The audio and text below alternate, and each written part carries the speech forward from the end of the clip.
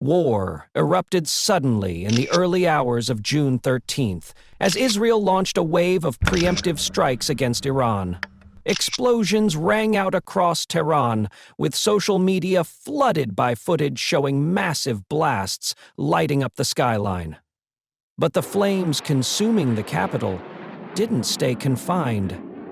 More detonations occurred in key Iranian cities, including Isfahan, Hamadan, and Piranshah, locations known for housing nuclear, military, or strategic installations. Other strikes hit critical targets like the Natanz nuclear facility, the Arak heavy water reactor, and the Parchin military base.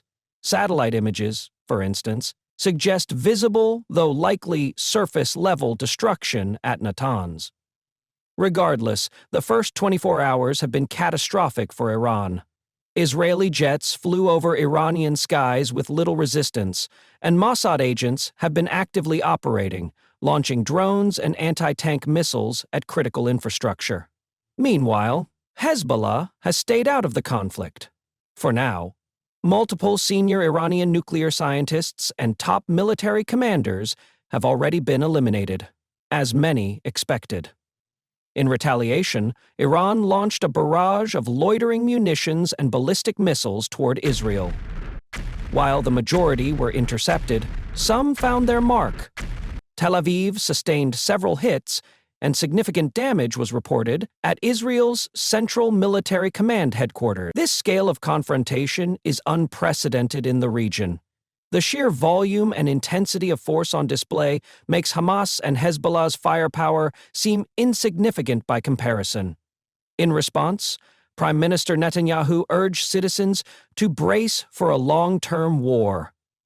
And just like that, the era of warning sirens begins.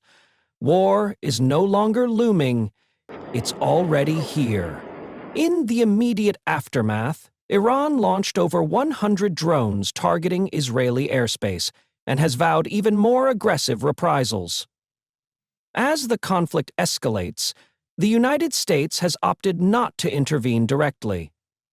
Secretary of State Marco Rubio firmly stated that the U.S. played no part in Israel's offensive, while President Trump issued a warning, urging Iran to negotiate or face devastating consequences. This could be part of a strategic negotiation tactic, a good cop, bad cop dynamic playing out across global media. Around 260 news agencies covered the story, with most leaning right in their analysis. This highlights how governments often use media channels to signal intentions indirectly, instead of saying things outright. Still, diplomatic progress now seems far-fetched. Among those killed was Ali Shamkhani, a close advisor to Iran's supreme leader and the country's top nuclear negotiator. To understand what's unfolding, I rely on Ground News, which compiles diverse sources and offers regional context. It's honestly the best tool I've found for keeping track of such high-stakes geopolitical conflicts. I regularly use their blind spot page, which highlights underreported stories that mainstream outlets may overlook due to bias. As it stands, the full scale of Israel's initial operation remains unclear. Preliminary reports suggest that radars, air defenses, aircraft hangars, and command centers were targeted first, paving the way for follow-up strikes. Moving forward, Israel will likely shift its focus to economic and strategic targets, such as refineries, missile production sites, and major ports. The Israeli military confirmed that this is only the first phase, a clear signal that more attacks are imminent, possibly over the coming days or weeks. Yet, even if Israel's next wave is successful, completely dismantling Iran's nuclear capability will demand far more than air power alone. Direct U.S. involvement is critical. Without it, Israel won't be able to achieve its ultimate goal. At best, its current operations might set back Iran's nuclear ambitions by 1 or 2 years. At worst, the strikes could backfire and push Iran to rapidly build a crude nuclear weapon, aiming to deter future attacks. Although Israel maintains that its objective is to neutralize Iran's nuclear capabilities, its actions point to something far more ambitious: regime change. So far, Israeli airstrikes have exclusively targeted IRGC personnel, while sparing Iran's regular military leadership. This appears to be a deliberate move, possibly an attempt to divide and conquer. Historically, the Revolutionary Guards, IRGC, and Iran's conventional army have operated with conflicting interests, with the IRGC controlling much of the country's political and economic power. By weakening the IRGC, Israel might be trying to incite friction, even nudging the regular army to challenge the IRGC's dominance. The operation's name, Rising Lion, also hints at deeper symbolism, possibly referencing the lion on the pre-1979 Iranian flag, subtly suggesting that a return to pre-revolution governance may be the true endgame. Whether this bold strategy will succeed remains uncertain. On the other side, Tehran is also pursuing regime change, but through internal Israeli politics. Iranian leaders realize they can't influence Netanyahu directly, but they may aim to undermine his government from within. The strategy? Inflict sustained and significant damage to Israel while avoiding civilian casualties, in hopes of fueling public dissent and prompting a no-confident vote. This could politically weaken Netanyahu, giving Tehran the upper hand in future negotiations. However, just like Israel's plan, Iran's path is riddled with risk. Toppling a government through indirect military pressure is not a guaranteed outcome. It's more of a calculated gamble. The way both nations maneuver in the coming weeks will hinge on an unpredictable blend of military performance, domestic politics, regional alliances, and strategic decision-making.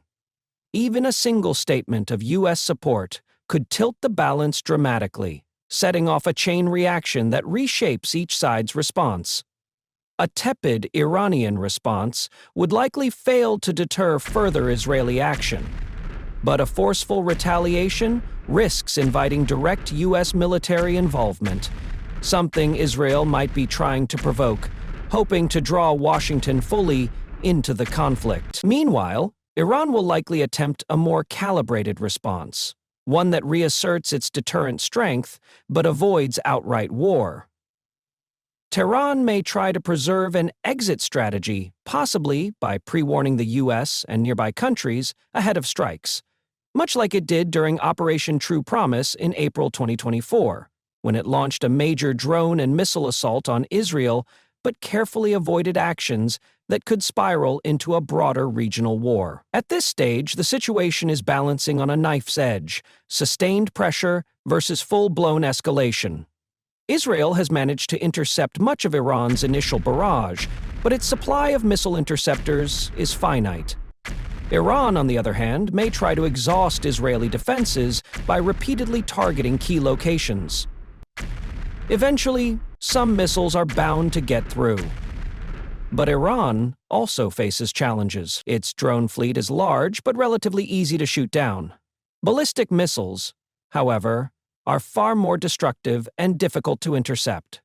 Yet, they're expensive and not easily replaced. Estimates suggest Iran holds about 3,000 ballistic missiles.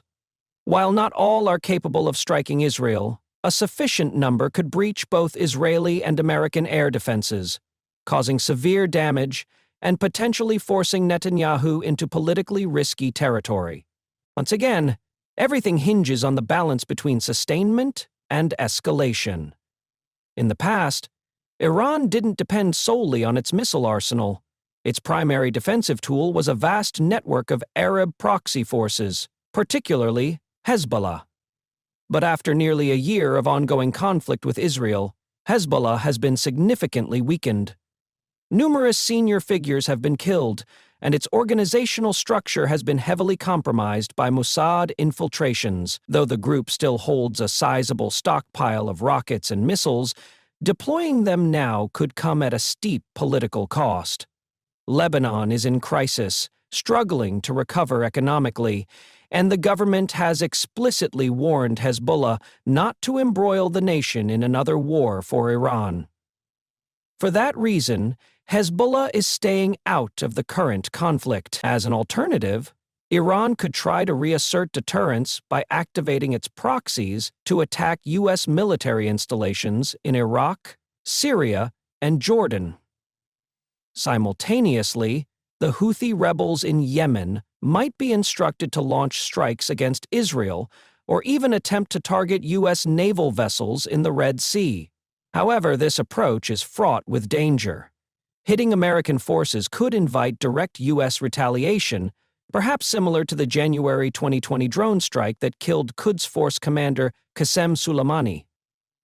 The outcome might involve the U.S. Air Force inflicting greater destruction than what Israel has already done.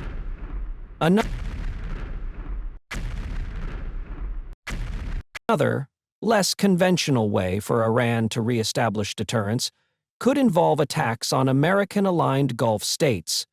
As seen in 2019 and 2022, Iran could utilize its regional proxies to strike oil refineries in Saudi Arabia or target infrastructure in the UAE. Disrupting oil transport through the Strait of Hormuz or striking Gulf tankers could easily trigger a spike in global oil prices. In that event, Gulf nations, who've invested hundreds of billions into economic partnerships with the U.S. may pressure President Trump to intervene diplomatically and rein in Israel's aggression. Still, there's no certainty this strategy would succeed. It's a high-stakes maneuver, betting on third-party influence to halt a campaign, rather than confronting it directly.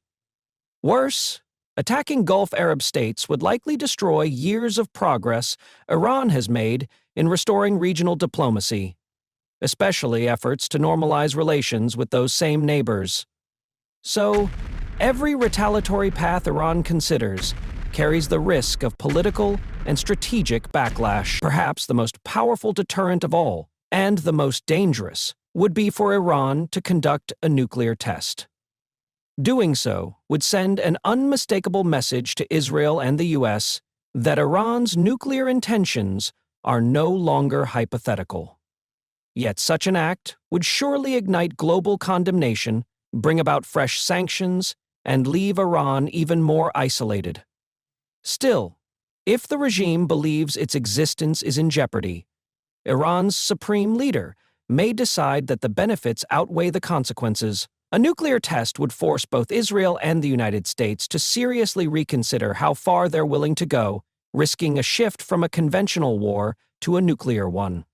Alternatively, Tehran may pursue a more ambiguous route, a non-kinetic signal of nuclear readiness, carefully crafted to show intent without inviting immediate escalation.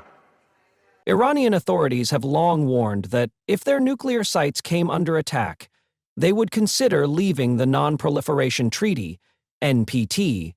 That moment might now be dangerously close. Ultimately, the direction this crisis takes depends entirely on how intense and sustained the next phase of attacks becomes. The longer the strikes last, and the more devastation they bring, the narrower the path to de-escalation becomes. With every new offensive